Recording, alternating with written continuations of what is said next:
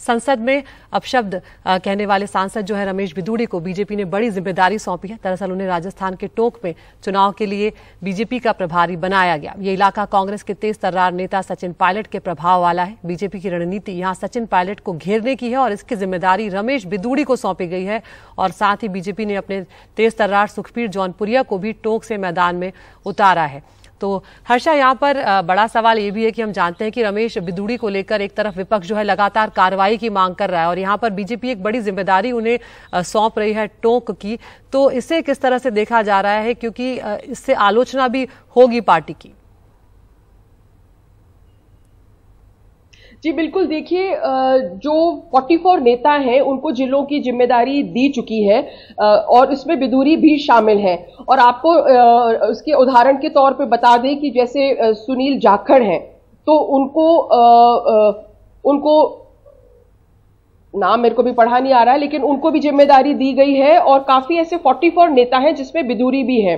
अरुण असीम को for example Kota देहात दिया गया है। तो उत्तराखंड में जो उपाध्यक्ष है कुलदीप कुमार, उनको भी एक जिम्मेदारी 12 की जिम्मेदारी दी गई है। लेकिन इन सब नाम जो है 44 नेम्स में सबसे इंपॉर्टेंट नेम है रमेश बिधूड़ी का।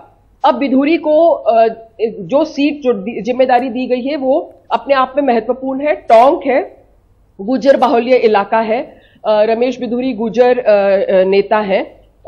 उनके सामने उस सीट में है सचिन पायलट। सचिन पायलट, जैसे हम लोग चर्चा कर रहे थे, जो गुजर वोट बैंक था वो इस उम्मीद में पूरी तरह से कांग्रेस की तरफ शिफ्ट हुआ था, ये सोच के कि सचिन पायलट मुख्यमंत्री बनेंगे।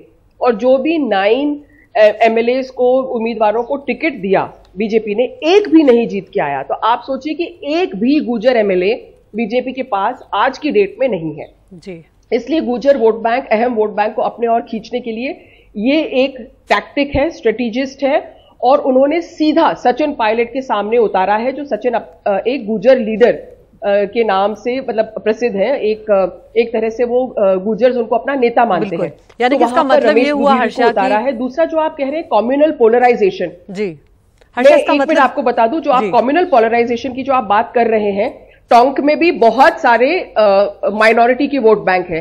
तो अगर पोलराइज होएगा वोट तो किसके फायदे में रहेगा? तो ये 2 चीजें हैं गौर करने के लिए।